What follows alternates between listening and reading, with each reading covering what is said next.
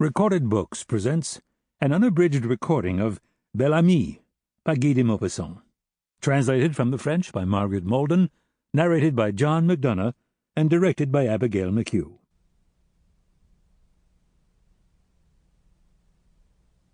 Part 1. Chapter 1. When the cashier had handed him the change from his 5-franc piece, Georges Duroy left the restaurant. Nature had given him a fine presence, enhanced by his bearing as a former N.C.O., and he thrust out his chest, mechanically twirling his mustache in soldierly fashion, as he cast a rapid, sweeping glance over the remaining diners, the all-encompassing, predatory glance of a young and handsome man. The women had raised their heads to look at him.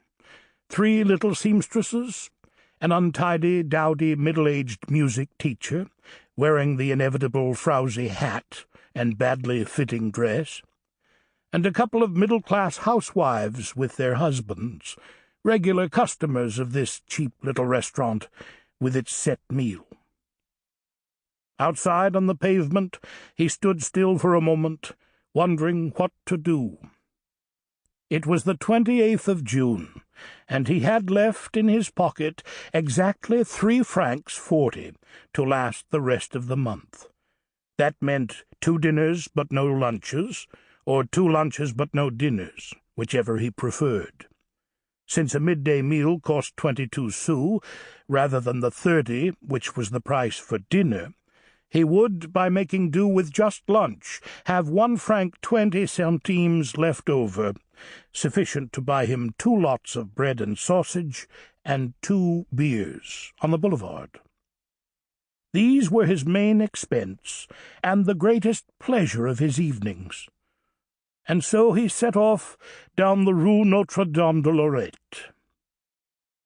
He walked exactly as he had walked when wearing the uniform of the Hussars, his chest out, his legs slightly straddled as if he had just got off his horse, and he thrust his way roughly down the crowded street, bumping into shoulders and jostling people rather than deviate from his course.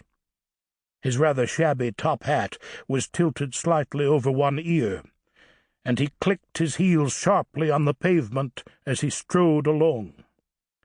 With his cocky air of a handsome soldier turned civilian, he seemed to be constantly challenging someone, the passers-by, the house. Sample complete. Ready to continue?